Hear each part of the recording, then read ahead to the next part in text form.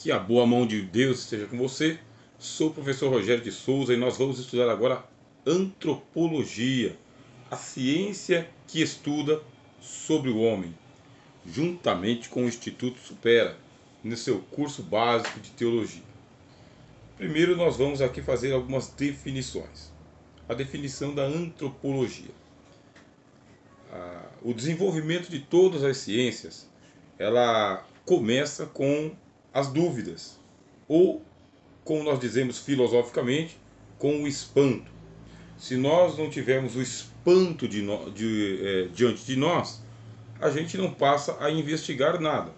Se tudo estiver naturalizado, tudo estiver aí na vala comum, não nos causa nenhum interesse. Mas diante do espanto, a gente pergunta: o que é isto? Você lembra quando Moisés ele viu a sarça ardendo e não se consumindo? Foi justamente isso que aconteceu. Diante do espanto, ele foi para a investigação. Assim, nós também investigamos sobre o homem, porque é espantoso. O salmista pergunta: o que é o homem?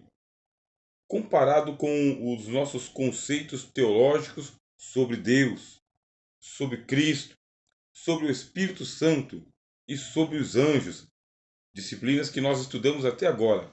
O que é o homem comparado com Deus? O que é o homem comparado com Cristo, com o Espírito Santo ou com os anjos? Aí nós ficamos espantados porque o homem ocupa um lugar extraordinário na criação, na história, na sociedade, nas comunidades. O homem é realmente extraordinário em toda a sua função social, econômica, política, sociológica, histórica. O homem realmente ele impressiona. Certamente que nós estamos utilizando aqui o termo genérico, né, para falarmos homem. Estamos usando aqui uma terminologia genérica. O homem ele realmente escapa a cada um de nós se nós estudarmos ele apenas sob um prisma, somente sobre um ponto de vista. Aí a gente perde. Por isso que nós temos uma ciência específica só para estudar o homem, a antropologia. Muitos anos atrás, eu estudei um livro chamado O Fenômeno Humano. Nesse livro, o autor ele tenta fazer um casamento entre a doutrina da criação do homem e o evolucionismo. Portanto, criacionismo e evolucionismo. Fiquei impressionante com a inteligência com a qual o autor tratou o tema, mas ele não consegue encerrar o tema. Quando a gente fala de antropologia do homem, a gente desenvolveu antropologia teológica, filosófica, cultural, no nosso caso, antropologia bíblica. Existe assim uma vastidão de ciências que estão atreladas ao estudo sobre o homem.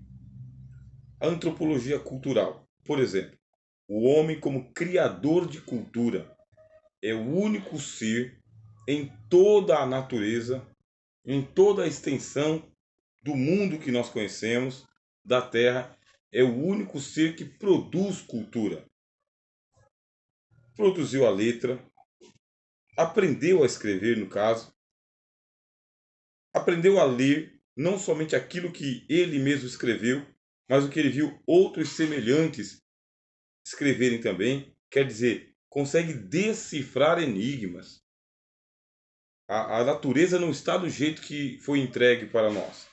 Ela foi transformada pela propriedade intelectual do homem em produzir cultura, ciência e tecnologia.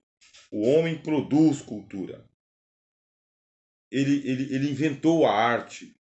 E pela arte ele reinventou a vida. Pela arte ele fez a exploração do som, das cores, da medida. É algo realmente extraordinário. E isso está muito atrelado ao que a Bíblia fala. Deus disse: vamos fazer o homem? Vamos. E agora? Como que nós vamos fazer o homem? Você sabe que nós acabamos de estudar aqui angelologia e lá no céu, Deus disse para João: sobe para cá, eu vou te mostrar as coisas.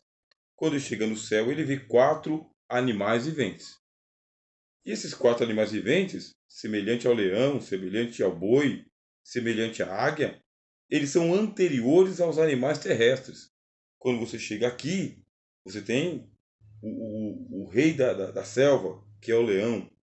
Mas ele não é original, porque o original veio antes. Quer dizer, a criatura vivente que está diante do trono de Deus é o original. E o leão terrestre é a cópia. Aquela águia que está diante de Deus é a original. E aqui, a nossa, é a cópia. O boi que nós temos aqui, ele é a cópia. O original está diante do trono. E o homem? Justamente o homem que está lá diante do trono de Deus em Apocalipse, capítulo de número 4 e capítulo de número 5, ele é anterior ao corpo terreno de Adão. Já parou para pensar nisso? Platão, filósofo grego, já havia parado para pensar nisso. Foi por isso que ele falou do mundo das ideias, que o nosso mundo sensível ele seria um mundo da cópia do mundo das ideias, que lá no mundo das ideias existe o cavalo original, a árvore original, a águia original e, portanto, o homem original. E aqui embaixo nós somos cópias. Eu costumo falar que nós somos espelho, nós somos um mundo espelhado. Portanto, você tem um mundo original, espiritual, na íntegra, e nós aqui estamos espelhando este mundo lá. Portanto, quando Deus vai criar o homem, ele já tem um modelo, ele já tem um protótipo, ele já tem um referencial para onde ele olha. Pelo menos se a gente entende que os anjos foram criados antes do mundo e o mundo foi criado antes do homem, portanto você vem de cima para baixo, do original, do espiritual para o material. O interessante é nós pensarmos o seguinte: disse Deus, Deus falou, façamos o homem. O homem ele é criação de Deus. Agora, isto pode ser uma simplificação do tema. E por que uma simplificação? Porque os antropólogos materialistas, eles partem do ponto de vista do materialismo histórico, portanto, o homem não seria criação de Deus, seria uma evolução dentro da cadeia das espécies. Será que nós estamos simplificando? É que esse aqui é um curso teológico, que é o nível básico do curso de teologia. Você já recebeu o nosso livro-texto. O Instituto Supera colocou em suas mãos um material enxuto, um referencial muito bom, de fácil leitura, que você deve ler conjuntamente com as aulas que ele está recebendo. Aí o que você vai encontrar aí? Que nós estamos em um curso de teologia e o nosso pressuposto não é o materialismo. Nós não vamos ali recorrer nem a Lamarck e nem a Darwin. Nós vamos recorrer à Torá, à Bíblia hebraica, ao princípio, ao Gênesis. Disse Deus, façamos o homem. Ele já tem um protótipo. Só que aquele protótipo ele é um animal vivente. Ele ainda não é o homem. Mas existe lá um protótipo. Um para o boi, um para o leão, um para a águia e um para o homem. Mas o ser humano, esse vermezinho de Jacó, sabe? Esse serzinho que muitas vezes ele é desprezado, por exemplo, Martin Heidegger, filósofo alemão, ele diante da perplexidade da vida, ele ficou perplexo. O Heidegger ele pensava, como que pode um ser humano tão extraordinário, tão cheio de habilidades, de intelecto, de vontade, construtor de cultura, capaz de levantar pirâmides, arranha-céus, naves, submarinos, tanques de guerra, utensílios domésticos, como que pode um ser tão extraordinário quanto nós sermos reduzidos a uma sopa de vermes? Porque em antropologia a gente fala da origem do homem, mas também nós vamos até o túmulo com o homem. Ficamos perplexos perguntando como que pode um ser tão brilhante quanto cada ser humano terminar em pó e cinza.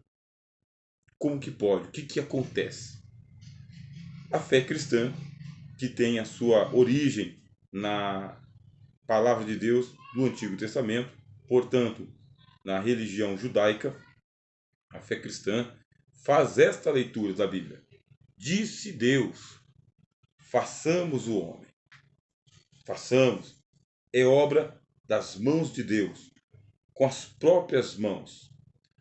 Quando a gente lê todo o livro de Gênesis, está escrito: haja e houve, haja e houve, haja e houve.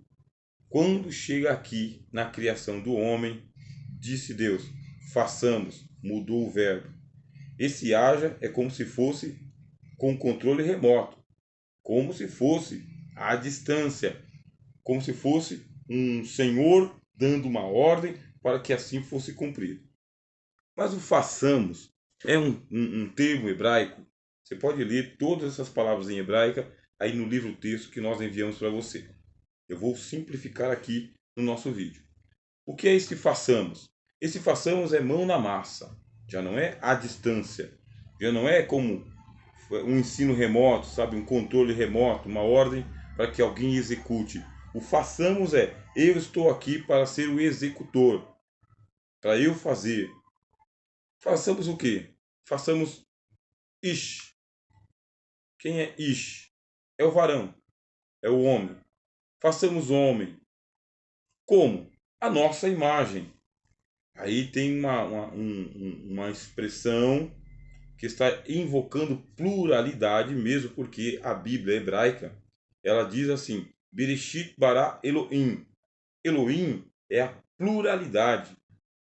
O nome de Deus, Elohim, significa que tem pluralidade ali. Você lembra que nós estudamos isso ali na aula de teísmo?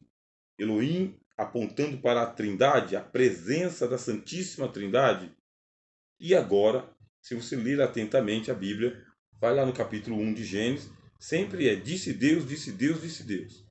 Até que chega o momento em que façamos, você sai do singular e entra o plural. Façamos quer dizer, o homem é uma obra feita a 6 mãos, para usar uma linguagem antropomórfica. Por que 6 mãos? As mãos do Pai, as mãos do Filho e as mãos do Espírito Santo. Façamos, homem, a nossa imagem, puxando para si a responsabilidade e a nossa semelhança. O homem tem origem nas mãos de Deus. E o homem é Adão. O homem Adão, do qual nós estamos falando aqui, tem uma relação muito interessante no hebraico. Quando você for para outros níveis de teologia, no próprio nível médio ou no curso bacharel em teologia, aí você vai se apropriar mais dos conceitos hebraicos e gregos. Aqui a gente vai citando de passagem, tá bem? Mas vamos lá. Sabemos que o nome do primeiro homem, Ish, em hebraico, é Adão. Adão, ele é um nome genérico. Você sabia disso? A princípio, no hebraico, ele não é um nome próprio de uma pessoa, um homem chamado Adão. A princípio, significa humanidade. Façamos a humanidade a nossa imagem e semelhança. Ele vai ser retirado do pó da terra. E a terra, no hebraico, é Adamá. Adamá é o solo, é o chão, é a terra. Deus pega de Adamá e de Adamá ele tira Adam. Quem é Adam? O Adão, a humanidade, o humano. Outra coisa que eu quero trazer para você aqui, você lembra da nossa companheira, da nossa caneta? Muito bem, você pode anotar aí, pode escrever aí. Da onde que vem o conceito de humano? Por que a gente chama ser humano de humano. Vem de humus. Humus com H, tá? H-U-M-U-S. Humus. O que é o humus? Humus é aquele lodo que fica em volta do rio. O rio, ele é todo úmido, molhado. O que faz o rio? Ele deixa as suas margens cheias de lodo, cheias de humus. O humus, ele é um esterco, ele é um fertilizante.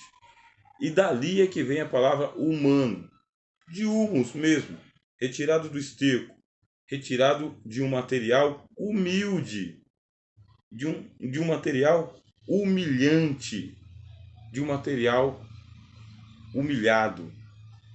Daí que vem humano. O humano tem uma origem muito simples, muito simples. Mas ele é elevado à mais alta categoria dos seres que Deus criou. Porque ele vai receber a imago Dei, ele vai receber a imagem de Deus.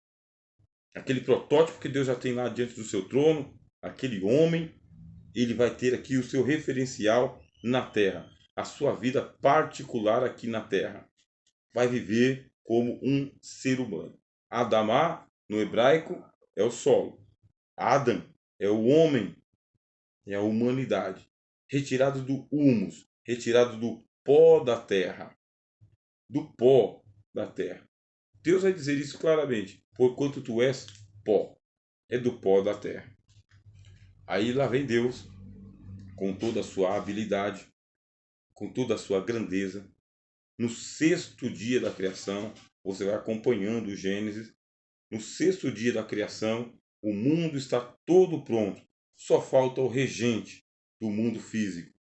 E o regente do mundo físico não será o estrela da manhã. Você lembra que nós estudamos isso aqui em angelologia?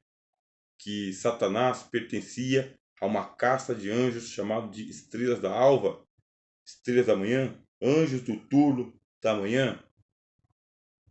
Você tenta casar aí as suas ideias. O mundo está pronto, totalmente pronto. Os anjos já estão alocados, todos eles, cada um, nas diversas esferas da criação. Entre os céus e a terra, o mundo está todo habitado por anjos. Só que os anjos, eles não se reproduzem. São criados em número limitado. São inumeráveis porque a gente não pode contá-los, mas eles são limitados. O que se entende? Tenta a gente penetrar psicologicamente nessa história. Só vamos tentar. O mundo está criado. Pertencia aos anjos. O Éden é onde estava o estrela da manhã, o querubim ungido. Aí o que faz Deus? No sexto dia, quando tudo está pronto, os animais, as aves, os peixes, as plantas, o mundo mineral, tudo está em plena ordem. Disse Deus no sexto dia: façamos homem. E agora diz Deus: façamos homem à nossa imagem e semelhança, e governe ele sobre todo esse mundo que eu criei. Os peixes, os pássaros, os animais terrestres. E façamos o homem macho e fêmea. Porque a Bíblia diz: macho e fêmea os criou. No sexto dia, Deus criou o homem e a mulher. Ish e Ishá. Os anjos não tinham o seu equivalente feminino. Aliás, eles não tinham nem o seu equivalente masculino. Anjo não é nem macho e nem fêmea. Jesus disse: não se casam, não se dão em casamento. São como os anjos de Deus, seres assexuados, iguais às plantas. As plantas são assexuadas. Elas não possuem macho e fêmea. Isso aí é uma coisa que a botânica vai colocar depois, que algumas plantas, soltando seus pólens, seus angiospermas, elas vão se procriando. Isso aí a gente vai estudar depois. Agora, a princípio, o que nós temos ali? Nós temos que a natureza, você não tem a distinção de macho e fêmea, a não ser entre os animais. Sim, o animal você tem o macho. O animal você tem a fêmea. Entre os anjos, não. Aí quando Deus cria o homem racional, ele também cria um casal. Os anjos não têm essa prerrogativa, mas o casal tem. E recebem de Deus a bênção. E qual que é a bênção de Deus? Espantosamente. Governe ele sobre toda a natureza, sobre todo esse mundo. O mesmo mundo que tinha sido colocado sob os cuidados dos anjos, agora é colocado sobre a égide, a hegemonia do humilde homem que foi retirado do pó da terra. Um pouco menor do que os anjos o fizestes, mas o coroastes de honra e de glória. O vermezinho de Jacó, o pequeno rebanho, a ele que foi entregue a hegemonia sobre todo o cosmos, toda a natureza. O que é a imagem de Deus? O que é a semelhança de Deus? Imagem é o exterior. Fácil assim. Imagem é o homem pelo lado de fora. É como Deus o imaginou. É como Deus pensou. É exatamente na medida da anatomia que Deus pensou. O homem não explodiu junto com o Big Bang. O homem não surgiu na cadeia evolucional. O homem foi pensado por Deus, milimetricamente. Cada órgão, cada membro, cada dedo, cada fio de cabelo. Os dois lados, de uma maneira assim extraordinária. Ou como desenhou depois Leonardo da Vinci, o homem vitruviano. Por que o homem vitruviano? Porque Vitrúvio desenhou o homem em todas as suas proporções e dimensões e descobriu que ele é perfeito. A anatomia do corpo humano, ela é perfeita em todas as suas dimensões, até o dedo, a articulação de cada dedo está na proporção exata para que seja essa garra aqui, ó, com os seus 5 dedos. Se fosse com 6 ou com 4 dedos, já faltaria perfeição. São com 5 dedos.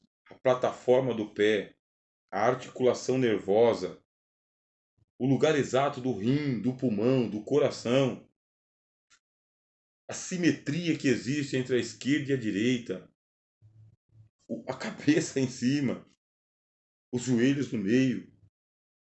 Deus criou o homem à sua imagem, pelo lado de fora, e a sua semelhança. O que é a semelhança de Deus? É que no homem, em cada homem, existe a centelha divina. Em cada ser humano está plantada a semente de Deus. O homem tem consciência de Deus. O homem tem consciência de sua origem. O homem tem consciência da sua importância diante da criação de Deus. Vamos nos preparar mais para a gente poder trazer aqui a controvérsia da teoria da evolução na próxima aula. Bom, eu sou o professor Rogério de Souza, esse é o Instituto Supera e estamos aqui no curso básico em Teologia, Antropologia. Até a próxima aula.